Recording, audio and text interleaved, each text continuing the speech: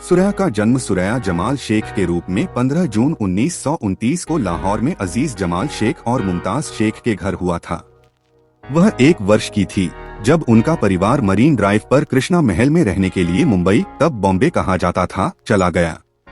जल्द ही वे उनके मामा एम जहूर से जुड़ गए, जो 1930 के दशक के बॉम्बे फिल्म उद्योग में एक प्रसिद्ध खलनायक बन गए। उन्होंने बॉम्बे के फोर्ट जिले में न्यू हाई स्कूल, जिसे अब लड़कियों के लिए जेबी पेटेट हाई स्कूल के नाम से जाना जाता है, में पढ़ाई की।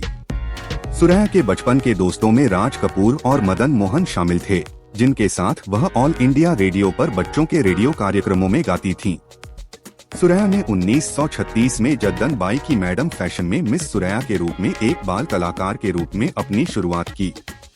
बाद में अपने चाचा एम जहूर की मदद से उन्हें एक प्रमुख भूमिका मिली।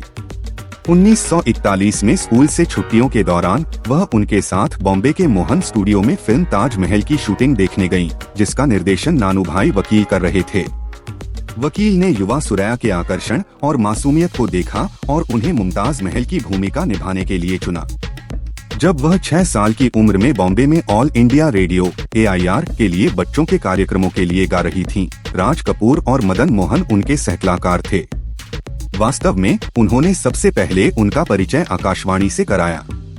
बाद में दोनों क्रमशः एक वयस्क के रूप में, उनके नायक के रूप में और फिल्मों में उनके संगीत निर्देशक के रूप में उनके साथ जुड़े। आकाशवाणी में जुल्फिकार अली बुखारी उस समय बॉम्बे रेडियो स्टेशन के स्टेशन निदेशक थे।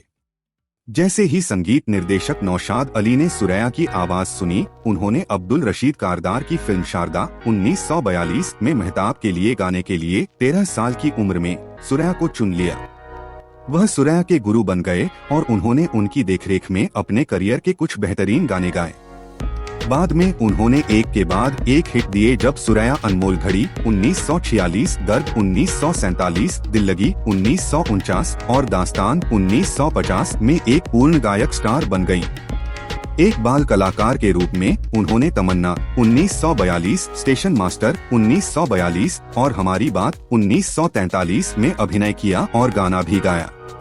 देविका रानी, जो बॉम्बे टॉकीज प्रोडक्शन कंपनी की प्रमुख थीं, ने एक अभिनेत्री और एक गायिका के रूप में उनकी चमकती प्रतिभा को देखते हुए उन्हें रुपए में 5 साल के अनुबंध पर हस्ताक्षर किया। हमारी बात 1943 में उनकी भूमिका के लिए उन्हें 500 प्रति माह मिलते थे। फिल्म में उन्होंने युगल नृत्य किया और अरुण कुमार के साथ उनका गाना बिस्तर बिछा दिया है तेरे घर के सामने काफी लोकप्रिय हुआ। बाल गायिका के रूप में सुरैया का पहला गाना फिल्म नई दुनिया 1942 में बूट करूं मैं पॉलिश बाबू पार्श्व गायिका के रूप में था, जिसे नौशाद ने संगीतबद्ध किया था। उन्होंने अभिनेत्री मेहताब के लिए शारदा 1942, कानून 1943 और संजोग 1942 से 43 के लिए नौशाद और AR के लिए पार्श्व गायन किया। कारदार निर्देशक निर्माता, जब उनकी प्रिंसिपल मिस PF पुट्टक ने स्कूल से उसकी अनुपस्थिति पर कड़ा रुख अपनाया और उसका साहसिक कार्य अचानक रुक गया।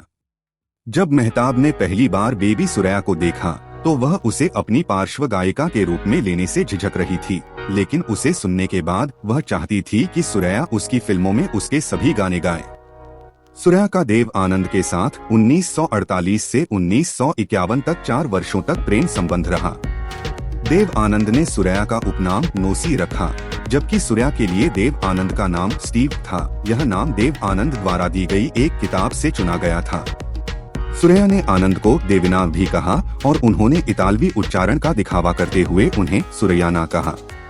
सुरैया और देव आनंद के साथ शायर 1949 में काम करने वाली कामिनी कौशल ने जनवरी 2014 में फिल्म फेयर को दिए एक साक्षात्कार में कहा कि सुरैया जब उनकी दादी ने उनके प्रेम प्रसंग पर नजर रखनी शुरू की तो उन्होंने उनके पत्र देव आनंद को देने के लिए दे दिए। जीत 1949 की शूटिंग के दौरान आनंद और सुरैया दोनों ने शादी और भागने की योजना बनाई थी, लेकिन आखिरी समय में उनकी शादी से ईर्ष्यालु एक सहायक निर्देशक ने सुरैया की दादी को सूचित किया, जो उन्हें घटनास्थल से खींचकर घर ले गई। स्टार एंड स्टाइल साक्षात्कार में सुरैया ने कहा कि उन्होंने तभी हार मान ली जब उनकी दादी और मामा दोनों ने देव आनंद को मरवाने की धमकी दी। 31 जनवरी 2004 को 75 वर्ष की आयु में सुरैया की मुंबई के हरकिशनदास अस्पताल में मृत्यु हो गई। हाइपोग्लाइसीमिया, इस्केमिया और इंसुलिनोमा सहित विभिन्न बीमारियों से पीड़ित होने के बाद उन्हें एक सप्ताह पहले वहां भर्ती कराया गया था। 3 उनके आगंतुकों में सुनील दत्त, नौशाद और प्रताप के राणा शामिल थे। अभिनेता धर्मेंद्र, जो उनके प्रबल प्रशंसक थे, उनके अंतिम संस्कार में शामिल हुए। उन्हें मुंबई के मरीन लाइंस में बड़ा कब्रिस्तान में दफनाया गया था। अपने जीवन के आखिरी 6 महीनों के दौरान सुरैया अपने वकील धीमंत ठक्कर और उनके परिवार के साथ रहीं। उनकी मृत्यु के बाद वर्ली में सुरैया की संपत्ति और मरीन ड्राइव में उनका घर कानूनी विवाद में चला गया, क्योंकि उन्होंने अपने पीछे कोई स्पष्ट वसीयत नहीं छोड़ी थी।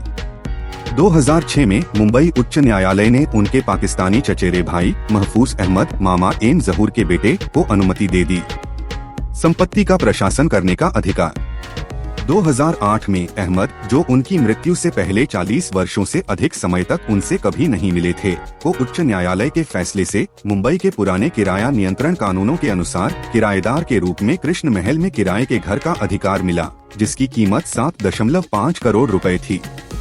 उसके पारिवारिक वकील के ऊपर मकान बिकने पर चचेरे भाई को कोई आपत्ति नहीं थी।